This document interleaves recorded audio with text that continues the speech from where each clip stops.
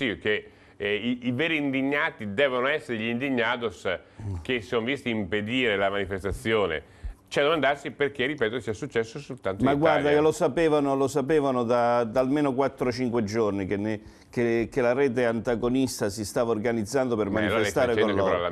E allora perché non li hanno denunciati lì? Perché non hanno chiamato la polizia dicendo guardate, stanno qui questi Cioè gli indignados sapevano?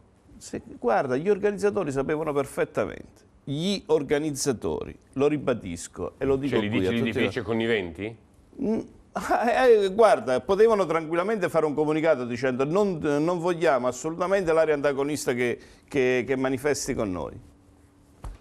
Guarda che a Roma, in via Nazionale, davanti alla Banca d'Italia, erano almeno 4 giorni che questi erano i tanti dei filmati che mi state postando nelle mie pagine, che quindi faccio anche rivedere qui dove hanno distrutto la Madonnina, una Madonnina che aveva un secolo di vita e storia. Invece di fotografare, invece di stare lì, guarda, con le bandiere rosse, che sono bandiere rosse, a guardare, perché non gli hanno dato una bastonata in testa?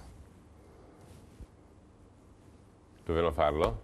Beh, io l'avrei fatto se all'interno di un corteo del Popolo della Libertà c'è un imbecille che prende la Madonnina, la butta per terra e la fracassa, noi gli fracassiamo la testa.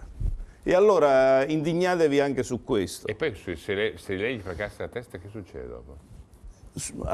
Succede non me ne frega proprio niente di quello che succede. Beh, lei sa che mi assumo le responsabilità. A noi il dovere di reprimere. La repressione è il nostro vaccino. Repressione è civiltà. Bravo, bravo dottore, complimenti. Bravo dottore, bravo.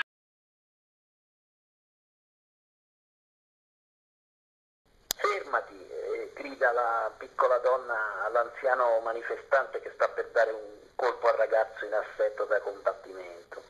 Fermati, e lo tocca con la mano leggera tirandogli la maglietta. Appassionata sequenza di azioni, reazioni e umanità in mezzo alla folla. 2 figure di spalle di cui non si conosceranno mai i volti e uno sguardo tra il casco e il bavaglio, nemmeno troppo cattivo, sorpreso, piuttosto spaventato. Fermati, e quel grido, quella mano paiono per un momento l'unica scelta politica all'altezza del dramma. Spezzare la catena della violenza, ecco la lezione